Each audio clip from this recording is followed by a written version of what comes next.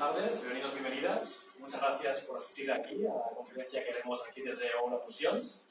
Muchas gracias también a los que nos seguís por las redes, gente que nos está viendo, sea en el que sea en el país que sea, así que también bienvenidos, bienvenidas. La propuesta de esta conferencia, como bien he dicho antes, es una propuesta que sea muy práctica, muy dinámica, es decir, no es una clase de universidad, no es una clase de instituto, así que podéis interrumpir, podéis preguntar, podéis comentar, también desde las redes podéis también preguntarnos. Lo que sí que si participáis, pues como bien he dicho antes, vuestra pregunta se va a escuchar. Entonces, si luego tenéis alguna pregunta más privada, pues luego lo podemos también responder. Y esta conferencia la haremos mi compañera Ana, que es psicóloga, codirectora de Oula Institute, de Oula Fusions, es investigadora también de la Universidad de Ramon Llull, está formada también con temas de neurociencias y también aplicadas con la inteligencia emocional. Y ella es mi socia y compañera, y es también la persona que va a acompañarnos en la sesión de hoy. Y yo soy... Venga, va. Y Oriol es doctor en psicología, también investigador de Ramon Llull y codirector de Oula Institute, de Oula Fusions, y bueno, mi compañero pues Y empezamos con esa pregunta, ¿no? De, ¿es tu hijo inteligente emocionalmente, tu hijo o tu hija? ¿Qué pensáis, antes de nada? ¿Qué opináis? Porque esa pregunta que de alguna forma quizá es la que os ha hecho venir a la conferencia de hoy, ¿no? O a lo mejor ha sido una compañera o un compañero, ¿no?, que os ha hecho venir hoy, pero espero también que alguien la pregunta también le haya hecho pensar. ¿Qué opináis de esta pregunta? ¿Quién diría que su hijo es inteligente emocionalmente o su hija? Levante el brazo. Muy bien. Está bien. Vale, está bien también. ¿Y cómo sabéis que es inteligente emocionalmente? Esa pregunta potente, ¿eh? Vamos a empezar aquí con las preguntas. No sé, yo creo que todos lo son. Muy bien. Cada uno a su manera. a su manera. A su manera. Muy bien, exacto. Muy bien. Por ahí, ¿qué opináis? Porque saben controlar. Saben controlar, muy bien. Es curioso porque cuando lanzamos esta conferencia, nos empezaron a escribir mucha gente que nos preguntaba, ¿no? ¿Cómo puedo saber si mi hijo o mi hija es inteligente emocionalmente, ¿no? Y no sé, ¿sabes lo que les decíamos? Venid a la conferencia. Nosotros lo que hablamos, lo que queremos introducir, es que cuando hablamos de inteligencia son muchos conceptos, pero hablar también de inteligencia emocional también son muchas ideas, que hoy vamos a ver. De hecho, por eso pusimos en el título inteligente, ¿no? Porque nosotros atribuimos la inteligencia a temas más cognitivos y ahora veremos que realmente inteligencias hay muchas. Entonces, cuando hablamos de la situación actual a nivel educativo, hay mucha gente que se queja, ¿no? Mucha gente que dice, ostras, es que cómo está la educación hoy en día, ¿no? ¿Alguien aquí se ha quejado alguna vez? Yo me he quejado, ¿eh? ¿Sí? Pasa, ¿no? Dices, ostras, ¿cómo está la educación, no? Pero es muy curioso porque la situación ha cambiado mucho. En algunos aspectos sí, otros no. Ha cambiado, ¿no? De cuando vosotros estabais en el colegio. ¿Sí o no? ¿Quién piensa que ha cambiado? Algo. ¿Quién piensa que sigue igual? Totalmente igual. También puedes decirlo, ¿eh? Ha cambiado algo. Es muy curioso porque al final la educación es un reflejo también de cómo está la sociedad. Si en una aula hay conflictos, ¿creéis que hay conflictos en casa? ¿Qué pensáis? Si hay conflictos con los tutores, con los profesores, hay conflictos luego también en las familias, en las relaciones, en los entornos familiares. Totalmente. Al final, un aula es como si fuera un pequeño microcosmos, pero que es un reflejo también de una realidad exterior. Entonces, estamos viendo que ahora mismo hay muchos retos. Cada vez es como que la educación tiene más retos. Y también, no sé si alguien aquí es profesor o profesora, también nos lo dicen los profesores. Es que a veces los papás están exigiendo más, a veces estamos con las pantallas, hay niños y niñas que empiezan con los móviles antes, hay situaciones también de internet, de las redes sociales. Es decir, hay retos. ¿Y qué creéis que podemos hacer con todos estos retos? Aprender a utilizarlos. Muy buena respuesta. Es lo que vamos a ver hoy. ¿Cómo aprendemos a aprovechar estos retos para convertirlos en oportunidades? Cuando tenemos un reto, podemos quedarnos en el problema o buscar cuál es la oportunidad que está detrás de ese mismo reto. Nosotros hoy en día tenemos un hándicap y es que hay diferentes generaciones educando a generaciones que no tienen nada que ver con ellos, ¿no? Antes las generaciones eran más largas en cuanto a años, ¿no? O sea, había 2, 3 máximo, ahora hay 4 o 5 generaciones y son de 5 años para atrás solo. Entonces, claro, hay tanta diferencia entre la generación del profesor con la generación que realiza el sistema educativo y la generación que lo recibe, que aquí tenemos que intentar hablar un poco el mismo idioma, que es a veces por lo que nos encontramos estos rifirrafes de que los niños pues, no acaban de aprender de la misma manera que aprendíamos nosotros, qué hacemos con las pantallas, las incorporamos o no, vemos que la atención pues, cada vez está más bajita, ¿no? Que los niños necesitan más estímulos, más de moverse. Claro, la generación que está haciendo el sistema educativo no acaba de entender cómo puede adaptarse, ¿no? A estos niños, a esta nueva generación. Y aquí está un poco también el hándicap que nos encontramos. Nosotros lo que proponemos es, aparte de que se tiene que renovar un poco todo esto, incorporar la inteligencia emocional dentro de las aulas, pero en todas las asignaturas, no una asignatura aparte de ahora hago matemáticas, luego hago inteligencia emocional, no, todo incorporado, porque así todos salimos ganando. Si enseñamos a nuestros hijos a pues, mantener la atención, a relajarse, no solo en una hora aparte, sino en la clase de matemáticas porque me estresan los exámenes de matemáticas, pues esto es más aplicable. Entonces, cuando hablamos de inteligencia, es curioso porque muchas veces se utiliza un término que es incorrecto, que es el coeficiente, ¿no? En realidad no es un coeficiente, no es una multiplicación, es un cociente, es una división entre la edad biológica y la edad mental del niño, de la persona. Y es curioso también porque cuando hablamos de inteligencia, a veces la gente piensa en matemáticas, lengua, las materias troncales. Pero ser inteligente, ¿qué es realmente? ¿Qué es la inteligencia? ¿Sabes qué es la inteligencia? De forma resumida, poder resolver problemas. ¿Qué tipo de problemas? ¿Qué tipo de problemas hay en la vida? De todo, ¿no? Con lo cual, cuando hablamos de que un niño o niña es inteligente, ¿nos referimos a qué? A lo que tenga que hacer frente. Es un apartado que es vital, es apartado emocional. Porque si tienes un problema emocional, a lo mejor en tu vida te puede afectar más que no tener un problema de matemáticas. O no, a lo mejor sí, si eres contable, que el problema de matemáticas tener las cuentas de la empresa a esta grande cuadrada. Pero sí que es verdad que las emociones están en nuestro día a día, con lo cual veremos que la inteligencia es mucho más amplia. Y aquí os lanzamos la pregunta, que seguramente ya veréis que es una pregunta trampa, si no la lanzaríamos, pero ¿quién es más inteligente? ¿Einstein o Marilyn Monroe? Sí. Si nos basamos en el concepto de inteligencia que ha explicado Dios, ¿no? Del coeficiente intelectual, quien era, o sea, quien más tenía el coeficiente intelectual era Marilyn Monroe. Sí. Tenía más coeficiente intelectual que Einstein. Marilyn Monroe era una actriz, cantante y bueno, más cosas. Y Einstein era científico. Por unos puntos, ¿eh? Tienes la prueba, eran por unos puntos de margen de diferencia, pero si lo viéramos a nivel analítico, veríamos que sí, que tenía 160 y pico, y este tenía 150 y algo. O sea, que lo ganaba por puntos, ¿no? Pero a nivel emocional, ¿no? Y hay dudas. Cuando nosotros pensamos en quién es más inteligente, nos centramos en lo que he dicho él, ¿no? En las asignaturas bases, matemáticas, lengua. Entonces diríamos Einstein. Si no existiera el test, ¿no? Que realmente nos han dicho que es que Marilyn Monroe tiene unos puntos más, diríamos Einstein es más inteligente.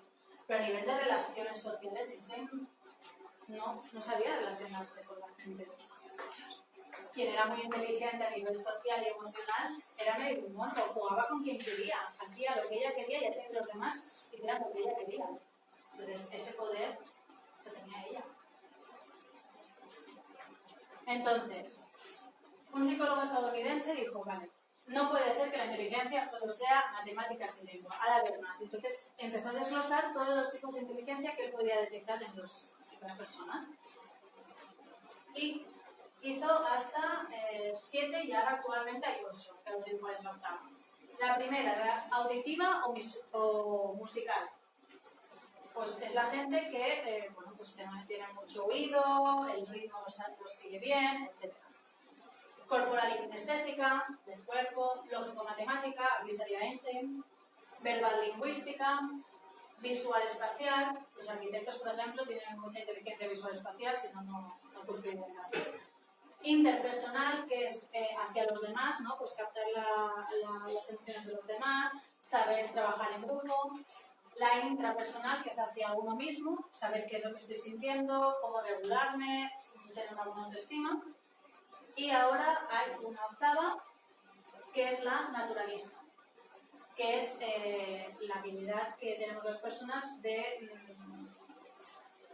relacionarnos con la naturaleza, con los animales, etc.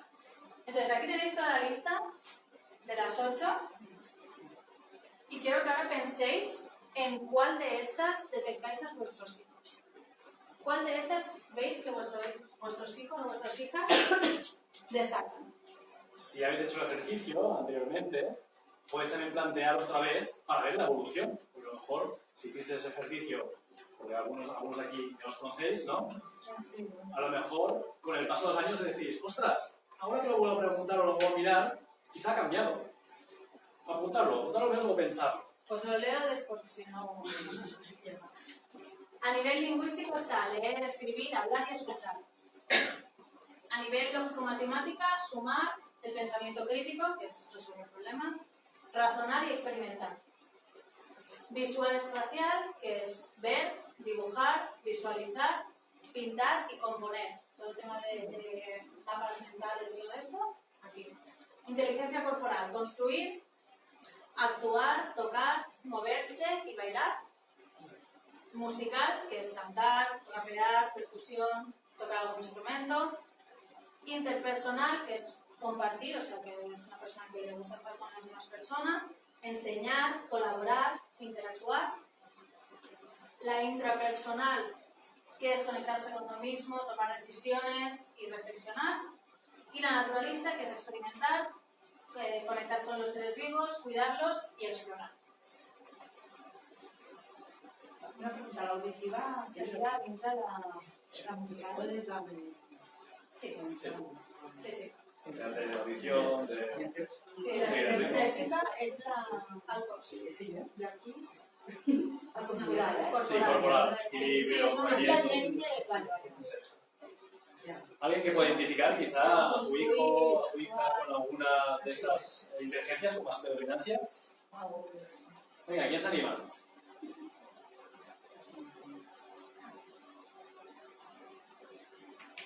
Venga, ¿quién quiere compartirlo?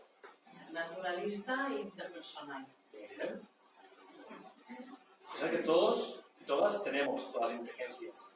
Es que son inteligencias que se van desarrollando más o menos en función de esa etapa o del foco que le ponemos en cada una de ellas. ¿Por qué creéis que es importante identificarlas? La potencial. Exacto. ¿Cuántos niños, cuántas niñas que quizá sus papás o más no sabían o no pudieron ver sus inteligencias, sus puntos fuertes, ¿no? Incluso vosotros o vosotras mismas, ¿dónde estaríais, no? Si quizá desde pequeños os hubieran inculcado, os hubieran guiado hacia vuestras fortalezas, ¿no? Entonces, no se puede cambiar el pasado, pero sí que podéis hacer un trabajo con vuestros hijos, vuestras hijas. ¿Para qué? Para que estas fortalezas se puedan también realzar, se puedan también potenciar. ¿Sí? Pero también es para crear un sistema de soportes donde vaya más flojo, para que no se queden más. Hablaremos también. Sí. Esta es la tendencia que hay, ¿no? Que si, por ejemplo, vas más flojo a nivel de lógico-matemática, pues apunto a refuerzo de matemáticas. Esto lo hemos de vigilar, claro, porque si ponemos siempre refuerzos a nuestros hijos para que estén dentro de la media, nunca van a destacar en lo que son realmente buenos. Entonces, ¿qué es lo que queremos? Vale, quizás, pues mira, solo hacemos un refuerzo de matemáticas, pero luego, ¿qué es bueno? ¿Baile? Pues vamos a apuntarlo a baile para que destaquen eso. Y además también pues que será un alivio para este niño o niña, porque va a poder disfrutarlo y no será todo salgo del cole, me meto en la escuela que voy a seguir estudiando. Pero eso, tenemos que tener claro qué es lo que queremos. ¿Queremos que nuestro hijo o hija sea en la media, que esté dentro de la media, como todo el mundo? ¿O queremos que realmente disfrute y se sienta realizado con algo que realmente le guste y le da? Es un poco. Pero en el fondo el sistema educativo te obliga Sí, a... exacto. Claro. Es lo que decíamos anteriormente, que si el sistema educativo aún no reconoce que existe esto, ¿cómo va a potenciarlo todo? Aquí es donde está el hándicap. Pero bueno, ya se dice que las revoluciones se empiezan desde abajo, así que ya sabéis. Vale, entonces, ¿qué es la inteligencia emocional? Porque aquí no se hemos puesto en ningún lugar inteligencia emocional. Dices, vale, ¿y esta dónde está? La inteligencia emocional es, según Daniel Goleman, que fue quien desarrolló, ¿no?, el concepto de inteligencia emocional, que tiene un libro que os lo recomendamos bastante, es la capacidad de reconocer nuestros propios sentimientos, los sentimientos de los demás, motivarnos y manejar adecuadamente las relaciones que sostenemos con los demás y con nosotros mismos. Sería interno. Ah, exacta. Es el compendio de la inteligencia interpersonal, que es hacia los demás, y la inteligencia intrapersonal, que es hacia uno mismo. Entonces, los niños y niñas con una alta inteligencia intrapersonal, ¿cómo podemos detectarlos? Pues son niños y niñas que son reflexivos, que les gusta pues dar vueltas, ¿no? Y que ves que tienen un orden lógico, no son estos niños que divagan, sino que tienen un orden lógico.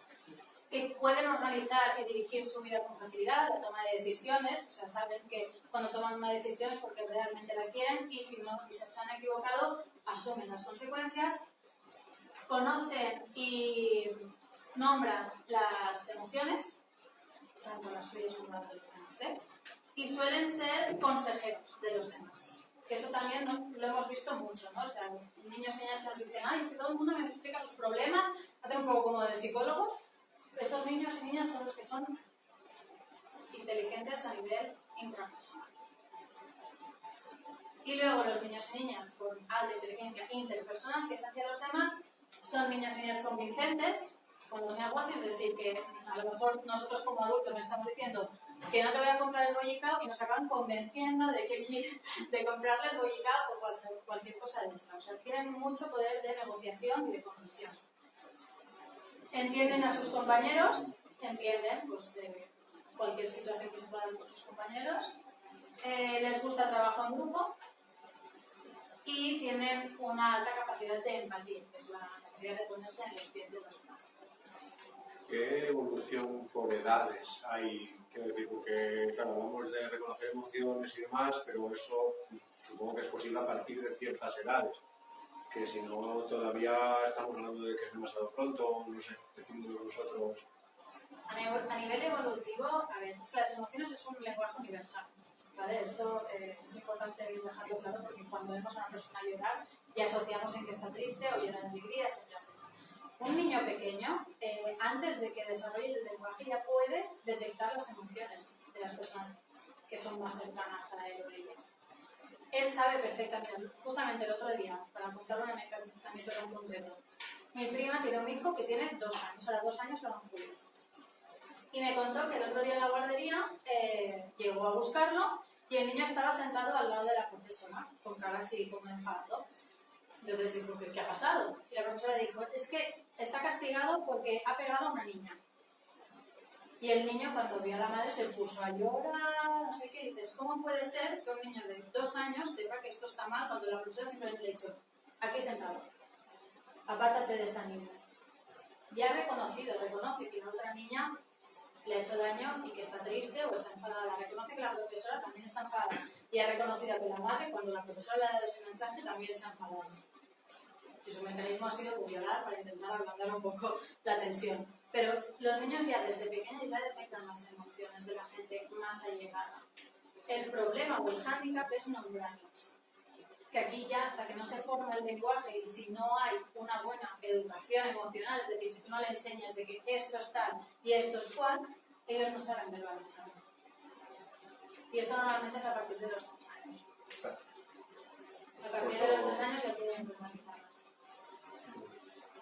Por eso es importante también que haya un trabajo de aprendizaje de los papás, de las mamás. Porque muchas veces lo que decimos, ¿no?, que la generación que está creciendo, si estamos enseñando las emociones, serán nativos inteligentes en las emociones. Igual que hay los nativos digitales, ¿no?, son los niños que ya dominan las tablets, las pantallas, los móviles, habrá dos generaciones. Habrá los que son nativos con la inteligencia emocional y los adultos que a lo mejor pues vamos más perdidos con las emociones. Y al final pues los tenemos que poner al día.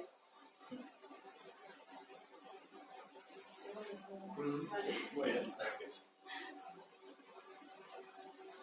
Entonces, la importancia de la inteligencia emocional, ¿no? Hay un caso, por ejemplo, de una mujer que es una fundadora de un fondo de inversión para empresas sociales, que ella relataba que una vez en el metro de Madrid, cuando estaba embarazada, se ve que se dio cuenta de que la gente no le dejaba sentarse en un asiento libre. Entonces se quedó como, ¿qué está pasando, no?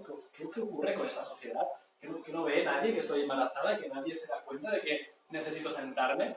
Entonces ella reflexionaba y decía, ostras, estamos ahora con una locura, con una idea de apuntar a los niños a inglés, a chino, a que aprendan un montón de cosas, pero ¿y qué pasa con la empatía? ¿Y qué pasa con el respeto? ¿Y qué pasa con el hecho de poder tener la delicadez, ¿no? De decirle, oye, señora, siéntese, por favor, ¿no? Entonces se dio cuenta realmente de que había un problema, de que realmente la inteligencia emocional era algo que nos estaba faltando y cada vez más. Entonces, ¿para qué nos sirve la inteligencia emocional? Pues básicamente para poder convivir, decirlo de una forma fácil y sencilla. ¿Convivir con quién? Contigo mismo, contigo misma y con los demás. Y a partir de aquí, todos los beneficios que os podamos también llegar a contar. Pero lo más importante es que tú puedas llegar a convivir con tu propia realidad y con la que tienes también a tu alrededor. Si no tenemos esto bien, ¿para qué tantos títulos? ¿Para qué tantas capacidades y habilidades? ¿Son importantes? Sí, y veremos que al final es un equilibrio entre el conocimiento o la formación académica, pero también la apartado emocional. Y que afectan a todos los valores. Entonces, algunos elementos que tenemos con la inteligencia emocional, ¿no? Herramientas que también veremos, ¿no? Pues, por ejemplo, el reloj de emociones. Ahora simplemente quedamos con los nombres porque luego ya explicaremos cómo funcionan, ¿no? La rellana de autoestima, cómo también poder pues, trabajar con empatía, con la escucha activa. Veremos que son competencias que nosotros tenemos un itinerario marcado para que se vayan desarrollando por edades, por grupos y también en función del grado de maduración, porque no es lo mismo la edad que la maduración del niño o de la niña. Puede tener una edad y puede ser que el niño o la niña sea mucho más maduro de lo que aparenta, o al revés, que necesita también un empujón. Eso es muy importante, porque sí que es verdad que en el cole se ponen por edades, a nivel de los grupos se crean, las clases se crean por las edades biológicas, pero no a nivel madurativo, con lo cual a lo mejor tenemos niños y niñas mucho más maduros en clases donde su entorno pues, no corresponde. Y todo esto es también un poquito lo que iremos también viendo. Vamos avanzando. Bueno, lo que hemos dicho, ¿no? Intentar buscar el equilibrio de lo que nos pide un poco la sociedad y lo que nosotros tenemos, ¿no? El conocimiento académico y el conocimiento emocional. Y lo que decimos, van de la mano. Cuando hay niños o niñas que no tienen una buena autoestima, que no saben regularse, que se ponen muy nerviosos, ¿no? Pues delante de los exámenes o delante de una presentación en público, esto afecta directamente a los resultados académicos, queramos o no. Entonces, bueno, verlo como una balanza, ¿no? No es tengo una cosa y la otra no, es una balanza, se retroalimenta. Y también es verdad que si tengo buenos resultados académicos, a nivel social, pues mi profesora me va a decir que muy bien, mis padres también me van a decir que muy bien, esto es un refuerzo a nivel de autoestima y por lo tanto pues tenemos que hacer. Howard Gardner, el de todas las inteligencias, le hicieron una entrevista en la Cuota de la Vanguardia y el titular, pues la verdad es que nos gustó, porque dijo, la mala persona no llega nunca a ser un buen profesional.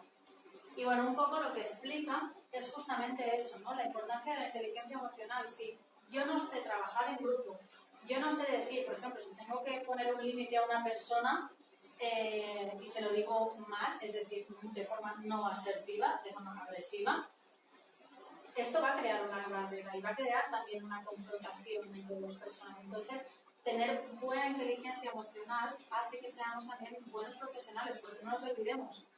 Vivimos en un mundo globalizado, vivimos con todas las personas, entonces no estamos en una burbujita y no vemos a nadie, tenemos que interactuar. Entonces, si no sabemos interactuar bien, no sabemos tampoco regular nuestras emociones, no podemos tirar para adelante. Entonces, algunas competencias sí, es la Ana Sáenz de Mier que decía esto, ¿no? Prefiero que mis hijos aprendan empatía en vez de chino. ¿Es más importante el chino que la empatía? Son los dos importantes, pero no podemos tampoco olvidarnos de que la empatía es un elemento clave. Es un lenguaje universal y que por mucho chino que tenga tu hijo, si no sabe empatía, irá cojo. A lo mejor desde la empatía luego puede aprender también chino. O sea que pueden también retroalimentarse. Beneficios, ¿no? Por ejemplo, estudios que se han hecho para que también comprobar de que esto no es algo que han dicho, bueno, vamos a probar de hacer inteligencia emocional porque sí. No, no. Hay estudios científicos que demuestran, por ejemplo, pues el 39% de los alumnos han disminuido su agresividad en el aula. Cuando había aulas donde había conflictos, el 39% disminuía, ¿no? Estudios, por ejemplo, se llama Roots of Empathy, que es un estudio que también se hizo en Norteamérica. El 71% de los alumnos han aprendido a evaluar mejor las situaciones con otra perspectiva. El 74% han aceptado mejor a sus compañeros. Y un 78% decían que habían incrementado también su actitud y conductas de ayuda a los demás, la colaboración.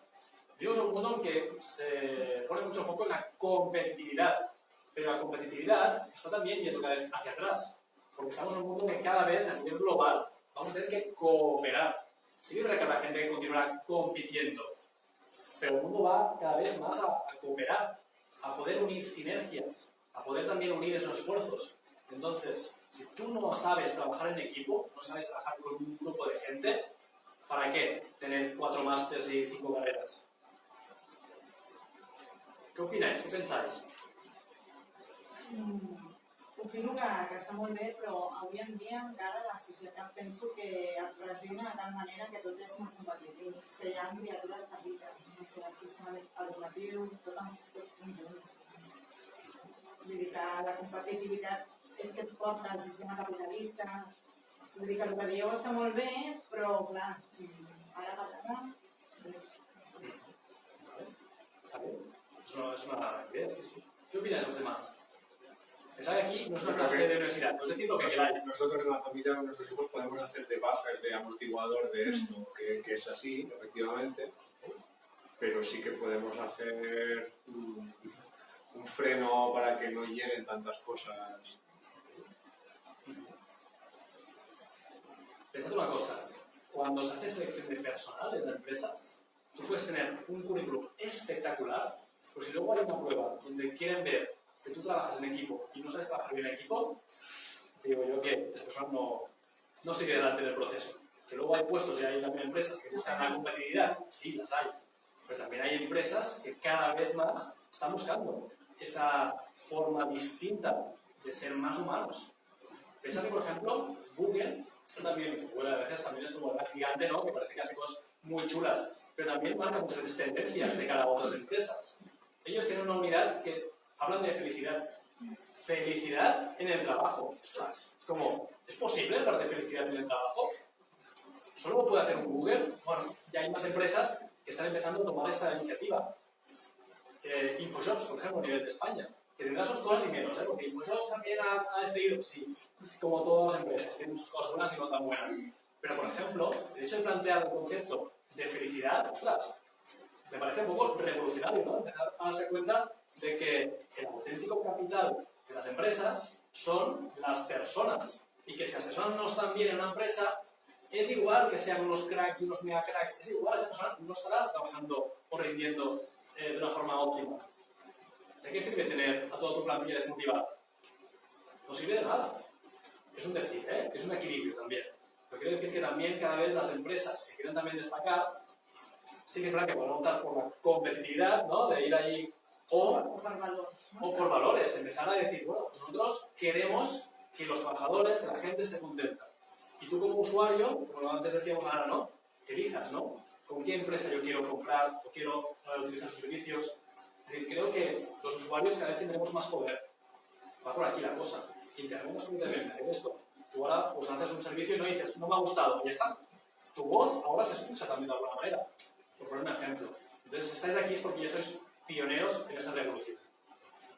Y a nivel del sistema educativo pasa lo mismo. O sea, evidentemente está construido tal cual está construido, pero si poco a poco, ¿no? Desde abajo, desde vosotros, que sois los padres, ¿no? Que lleváis a vuestros hijos al colegio, empezáis a hacer cambios, y a quejaros y a hacer presión, esto al final es inevitable que se produzca. A nivel de colegio, actualmente también, perdón, cuando yo empecé bachillerato en un colegio, porque bueno, iba a un colegio que solo estaba en la ESO, y luego bachillerato solo lo hice en otro colegio.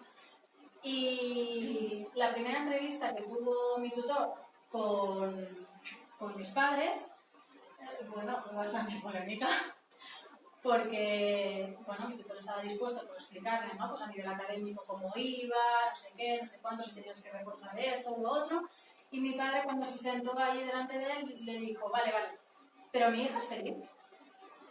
Mi tutor se quedó por luego me lo contó y dice, me ha caído bien, tu padre, pero bueno, claro, está el input, ¿no? Porque dices que nunca nadie me había preguntado si es feliz o no mi hijo o mi hija en el colegio. Claro, él tenía ya preparado todo el discurso de, pues los mates, mal, fatal, no sé qué, tal. Y que te pregunten, vale, muy bien, me parece estupendo, pero mi hija, ¿la ves feliz aquí? Y él me dijo, el tutor, dice, no sabía qué responder, y por eso te lo pregunto yo ahora directamente, ¿tú eres feliz aquí en el cole? Claro, no nos paramos a ver realmente esta parte más emocional, porque vamos como en piloto opuesto, ¿no? Ahí como caballos, por eso así, y vamos directamente a lo académico. Pero la revolución empieza desde pequeños pasos, pequeñas preguntas que nos hagan pensar. Muy bien, algunas competencias emocionales. Aquí hay muchas, pero básicamente se pueden resumir en 5. Serían autoestima, reconocimiento de las emociones, luego habría habilidades sociales, automotivación y luego también habría capacidades de regulación y empatía emocional, ¿vale? Y hay muchas más, desde temas de asertividad. Pues quedamos con una mano, ¿vale? Si podéis hacer una mano, pues autoestima, habilidades sociales, empatía, conciencia emocional y autorregulación o calmarse, ¿vale? Entonces, todo esto es lo que nosotros hacemos con un itinerario, por edades, por grupos, por niveles de maduración. Cada edad, cada grupo tiene también sus objetivos para ir trabajando o ir también pues, desarrollando, ¿no? A cada edad o cada grupo, según su nivel, pues se plantean esos retos para que también se vayan trabajando. Es muy curioso porque al final llega un punto en que los propios niños y las niñas te piden más. Ay, podemos hacer más ejercicios para aprender más y se ve también el cambio y la evolución. Objetivos, ¿no? Los objetivos son muy ligados con las competencias, evidentemente. ¿Cuáles son los objetivos de la inteligencia emocional, ¿no? O sea, ¿qué es lo que queremos conseguir? Queremos conseguir pues, que los niños y niñas, pues, y nosotros, los adultos también, reconozcamos nuestras emociones y las de los demás. Que sepamos gestionarlas, que es quizás el punto o el reto, ¿no? No voy a decir problema, pero el problema es el reto que vemos hoy en día, en la sociedad de hoy en día. Tanto estrés, burnout, depresiones, es porque hay una mala gestión de nuestras emociones. Identificar las emociones de los otros es una actitud optimista hacia la vida, relacionarse de forma positiva, relaciones tóxicas, que hay también bastantes hoy en día, dependencias emocionales, etc. Trabajar la frustración. Este es el tema estrella. Es el tema que ahora mismo estamos viendo más. De los padres y madres que vienen a consulta y nos dicen, vale, mi hijo o mi hija no tiene paciencia, o te cojo unas rabietas increíbles. Claro, lo que estamos viendo es que a nivel de sociedad, con todo el tema este de internet, de los juegos, claro, la recompensa es ya. Entonces ya no hay, ¿no?, esa espera de, vale, paciencia, que ya llegará. Entonces están acostumbrados a esto. Entonces cuando las cosas no salen bien, directamente ya se frustran y explotan. Pero bueno, también os daremos algunos juegos para que podáis hacer en casa y entrenar un poco la tolerancia a la frustración. Relajarse y motivarse. Entonces, estrategias de actuación. Los niños y niñas, ¿cómo aprenden? Aprenden a través del juego. El juego es una herramienta que lúdica y en que los niños y niñas captan realmente, ¿no? Y que pueden aprender. Si tú haces una masterclass de yo me pongo aquí a hablaros y vosotros estáis escuchando, los niños esto ya les puedes decir misa que no lo van a integrar, lo van a integrar desde el juego. Entonces siempre todo lo que queráis hacer de entrenar pues, en conciencia emocional, en regulación emocional, en tolerancia a la frustración a través del juego.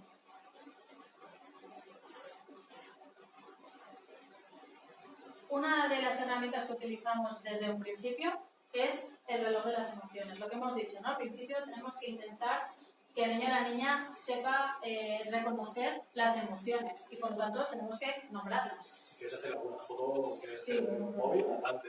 Son ideas que puedes también seguir en casa. Por plantilla también que se puede también descargar y también se puede... Sí. Luego- Puedes hacerlos más elaborados. Este es el básico. De niños que a nivel evolutivo estarían de P3 a P5, más o menos. ¿Vale? Y serían las emociones básicas: tristeza, enojo, sorpresa, miedo, vergüenza y alegría. ¿Vale? A medida que van pasando los años se pueden incorporar más emociones más complejas, como por ejemplo los celos, pues la frustración mismo, la gratitud, la esperanza, conceptos que son más abstractos, pero que está bien también que lo vayamos introduciendo en nuestro día a día. Entonces, ¿qué se hace con el reloj de las emociones? Hacemos el reloj, podemos hacerlo pues con caritas o con la palabra escrita directamente, dependiendo de la que tengan, y lo ponemos en un sitio pues, que sea accesible para los niños y niñas. Entonces, cuando llegan del colegio, tienen que poner la aguja en donde han estado a nivel general durante todo el día, pues en alegría, en tristeza, en vergüenza, en lo que sea. Y eso también nos da pie a que preguntemos, ¿no? De vergüenza, ¿pero qué ha pasado? No sé qué. Pues nos expliquen, pues mira, me han hecho salir a la pizarra y no me sabía el problema y pasa mucha vergüenza.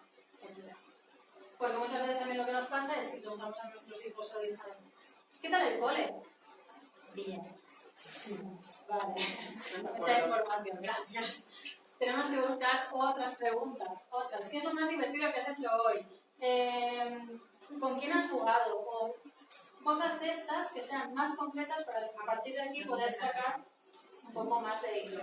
Entonces el reloj de las emociones, aparte de entrenar en conciencia emocional, también lo que nos ayuda es a conocer un poco qué es lo que está pasando en la vida de nuestros hijos en el colegio, que es el entorno que no controlamos, ¿no? En este caso. Y también es muy chulo para los papás y mamás que podéis también hacer vosotros el ejercicio, ¿no? Igual que vuestros hijos o hijas pueden hacer el ejercicio, vosotras vais ahí y le decís, oye, pues mira, oye papá o la mamá se siente así. Es una forma también de normalizar las emociones. Porque a veces los padres o las madres queremos como poner esa fachada y decir, no, todo va bien, ¿no? Todo está correcto. Oye, pues ahora me he tenido un mal día, ¿no? Y le puedo decir a mi hijo o mi hija que estoy un poco enfadado, cansado, agotado, triste, ¿qué siento? Ojo en caer en la trampa social que hay en reprimir las emociones. O sea, si vosotros realmente estáis aquí es porque veis realmente que el tema de las emociones es importante. Por lo tanto, el hecho de no hacer, por ejemplo, vosotros el ejercicio de reloj las emociones, o cuando estéis tristes, pues encerraros en una habitación y llorar y no hacerlo delante de los niños, o cuando estéis tristes y el niño o la niña os diga, ¿estás triste o te pasa algo? No, estoy bien, estoy bien. No, normalizar las emociones, que no sean tabú, porque entonces estáis educando, ¿cómo se llama? Represión. Sí, una confrontación. Eso, confrontación. O sea, estáis haciendo una cosa, os estáis dedicando a una cosa, pues estáis haciendo otra. Y después es eso, o sea, lo que hace es prolongar esta represión. Nosotros explicamos que las emociones al final son Y respuestas. cero tabú, ¿no? Y cero tabú. Que es natural. Explicamos que las emociones al final también son respuestas naturales del cuerpo, ¿no? Entonces, cuando tú sales a correr, ¿es normal sudar o no? ¿Sí o no? Pues es lo mismo, al final todos sentimos. Entonces, estas emociones son unas serie de energías que tiene el cuerpo que tienen que emanar, que tienen que salir. Es una forma de empezar a normalizarlas y a romper con las creencias de no llores, o los hombres no lloran, o si lloras eres débil, o si sientes rabia no puedes expresarla porque qué dirán los demás. Todas las creencias que a veces pues, nos han ido inculcando en la infancia, empezar a romper con ellas. O al menos no pasárselas a nuestros hijos, nuestras hijas. Voy a hacer mi inciso de otra estrategia que utilizamos es la Record Track, que lo tenéis allí. Que ahora me ha venido a la cabeza cuando he dicho bien esto, ¿no? De la palabra clave de no llores, o están enfadados o con una rabieta y para, o, ¿sabes? De intentar... ¡Uy! Perdón. Perdona. Pues Sobreviviré. A veces comemos en la tía. ¿Cuánto me queda? Pues, No, está bien. Sí, sobreviviré. pues mira, tenemos una rabia. Pues nada, si vos hablar un poquito de té, que no tengo fresca. Sí, un baño. Está bien sacar la rabia. No, el tema de la rabia muy bien, Sí, es lo que nos ha explicado la otra con los baños. Es eso, ¿no? Cuando los niños están en una rabieta, que están enfadados, nuestra tendencia es a pararla, ¿no? Sí. Que no explote, cuidado. Mal, porque lo que estamos haciendo es reprimir esa rabia y va a salir con otra No cosa. podíais verlo desde aquí, el dragón, ¿vale? Para los de Facebook Live, el dragón. Es un puff donde los niños y niñas se pueden estirar, se pueden sentar y ahí sacan toda la rabia. ¿Cómo lo hacen? Es un ejercicio de hacerlo con los puños. Si queréis vamos a hacer una pequeña práctica, ¿vale? Dejad las cosas que tengáis en el suelo, pues a mini demostración. Entonces, cuando estamos muy enfadados, enfadadas, ¿dónde tenemos la rabia? En las manos, los puños. Entonces, un ejercicio es coger los puños, hacer mucha fuerza, mucha fuerza, mucha fuerza y soltar lentamente. Bien, otra vez. Y soltar. Muy bien, así varias veces. Otra es la respiración del dragón. Consiste en como si saliera un fuego, ¿no? Como si estuviéramos. También pueden ser conjuntas, ¿no? O sea, pueden ser las manos y la respiración.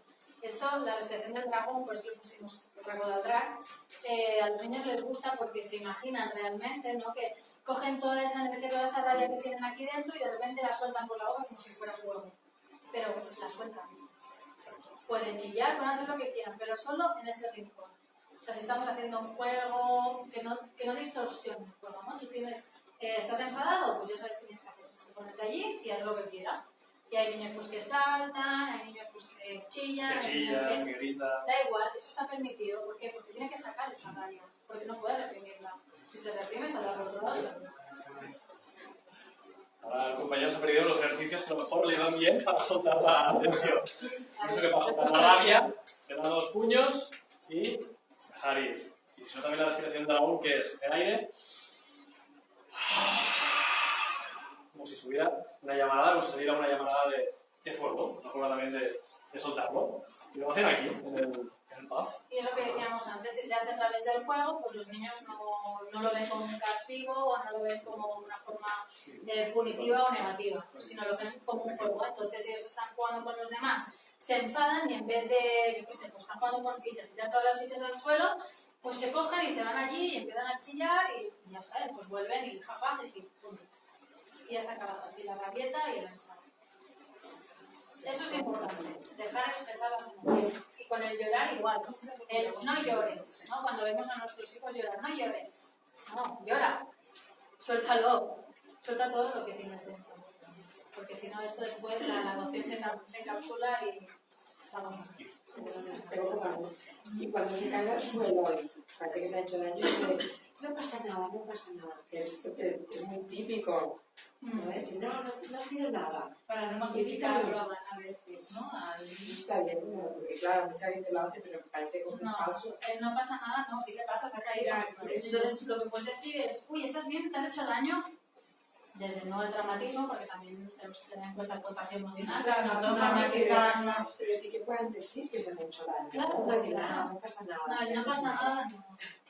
No. Eso también está cambiando. Claro, porque es una represión, no ha pasado nada, es una disonancia, sí que me ha pasado, me he caído. Enfocarlo desde estoy aquí, estoy para ayudarte, es parte como de ayudarle y de acompañarle.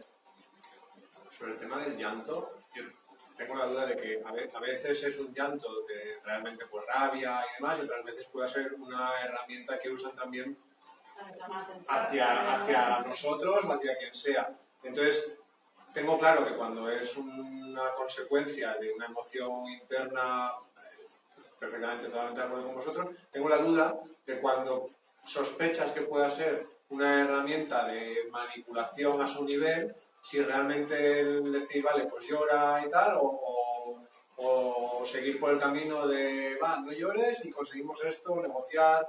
De otra manera, no sé, ahí tengo la duda, no sé qué aconsejáis en las situaciones. Cuando los niños utilizan el llanto para llamar la atención y tú estás a su lado y le dices, llora, sácalo, no sé qué, no pasa nada, se acaba rápido el lloro. Porque ve que no va por allí. Tú estás ahí al lado, pero estás diciendo que siga llorando. Entonces es como, no es eso lo que yo quería. No normalizas al final. Entonces al final lo que hacen es eso, es dejar de llorar y a lo mejor pues te cogen una rabieta, ¿no? Y entonces aquí es donde tienes que ser hábil y leer entre líneas y ver realmente, dices, vale, me está llamando la atención, ¿no? Pues, ¿qué es lo que quieres de mí? ¿Qué te pasa? ¿Qué no sé qué? ¿No? Y aquí, junto con lo de las emociones, ¿no? Que te da un poco la pista de qué es lo que te pasa. ¿Por ahí? ¿Podría ser verdad?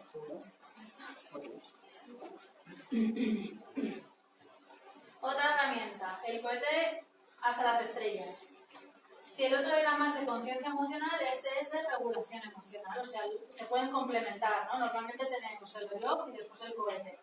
Y además a veces tenemos las caritas de las emociones y las ponemos aquí y así ya vemos a qué nivel está. Básicamente es eso, a qué nivel está esa emoción. 1 está súper baja o 10 está súper alta, ¿no? ¿En qué nivel está? Y vemos que, por ejemplo, pues empezamos en un 7 de tristeza. Y mientras hacemos cosas y que se jugamos o pasa el día, pues la emoción va bajando. O no, o va subiendo.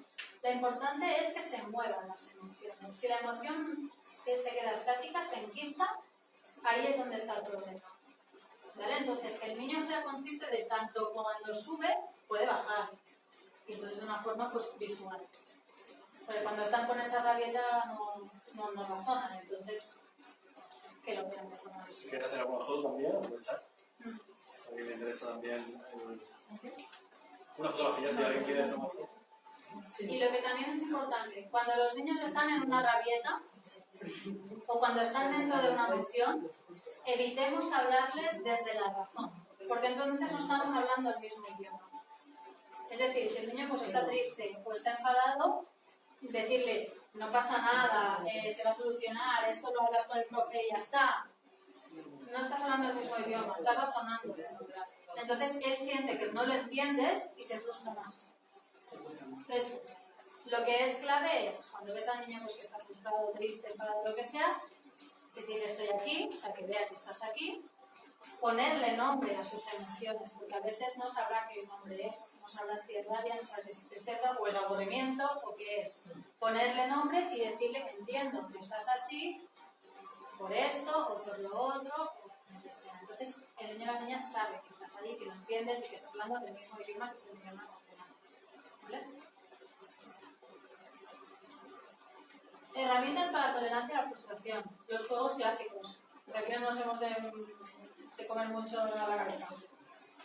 El Jenga, que es la torre, ¿no? Que va sacando las piezas, intentando que no se caiga, y cuando se cae, ¿qué pasa? ¡Se ha caído! No sé qué. No pasa nada, mira, se vuelve a hacer. Punto. ¿Vale? Dominó también, ¿no? Hacer circuitos de dominó. Que tienes que tener súper concentración y súper pulso para que no se te caiga ninguna, y si se te cae, bueno, pues no pasa nada, lo volvemos a hacer. No, el mensaje es ese de no pasa nada, se vuelve a hacer. No es algo que se rompe y ya está, no es algo que no tenga una solución. Pues también pues, castillos de cartas, también el juego del Mikado, que es el de los palillos y ir sacando. Juegos clásicos para trabajar la frustración.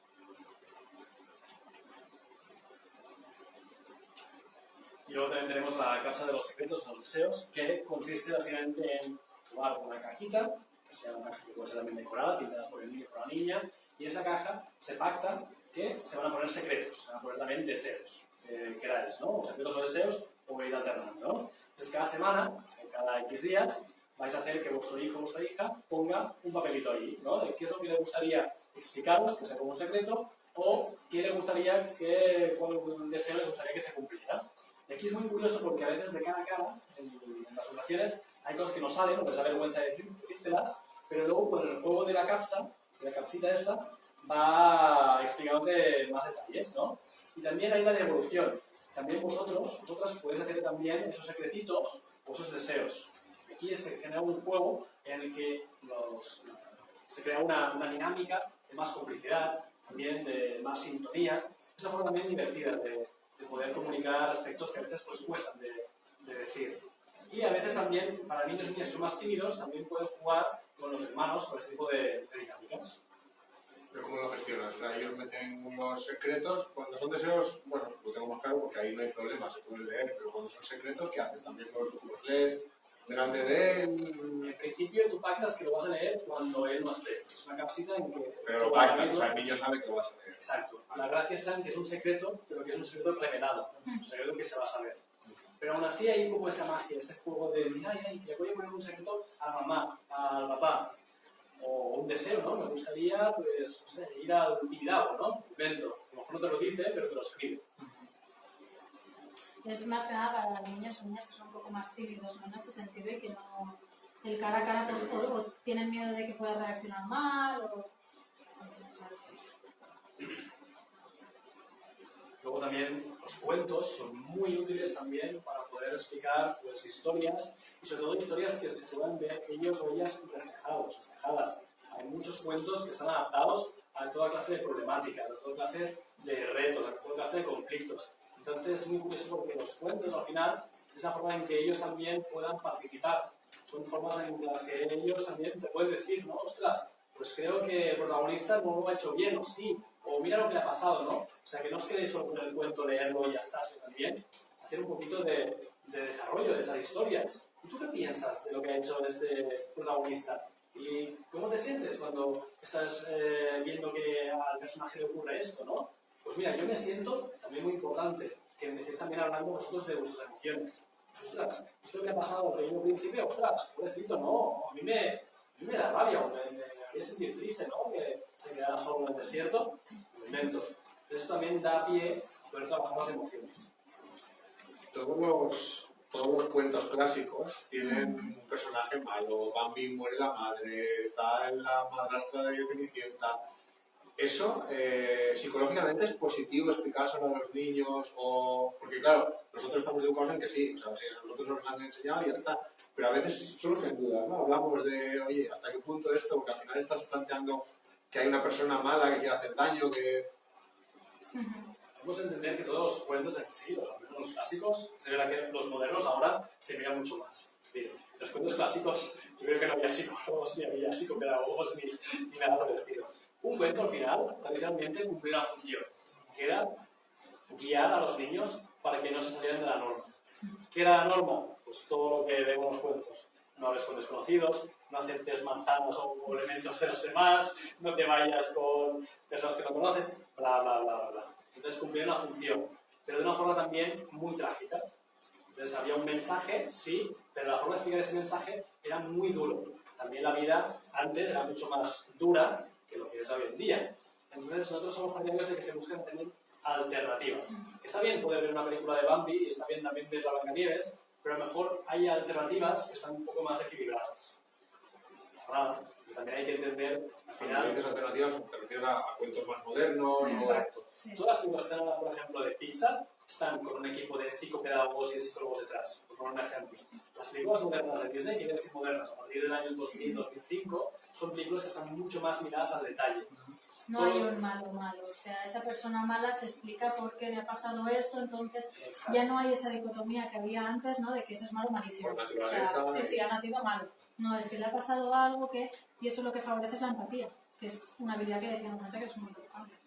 Por ejemplo, el tema de expresar las emociones, las películas ahora sí que se ven como los personajes también expresan mucho más lo que sienten, lo que piensan, lo que están también... Y de forma también más adaptativa, porque antes pues, las princesas Disney eran como drama queens, ¿no? Claro.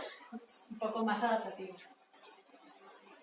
Entonces, la propuesta que os hacemos desde aquí, que también por eso queríamos hacer esta charla, es que nosotros hace tiempo que queríamos iniciar un proyecto con padres y madres para poder pues, poner en común ciertos temas que nos preocupan y entonces pues, hacerlo desde dos visiones, ¿no? Desde la visión pues, profesional y desde vuestra visión, que sois expertos en ser padres y madres y en vuestros hijos.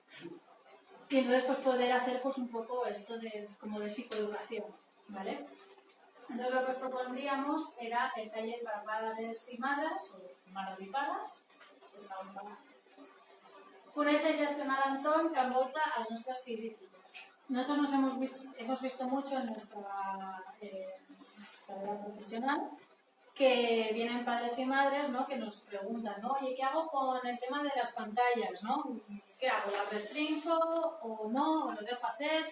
¿Hasta cuántas horas puedo dejarle? ¿Cuánto no sé qué? Claro, esto es muy absolutista, ¿no?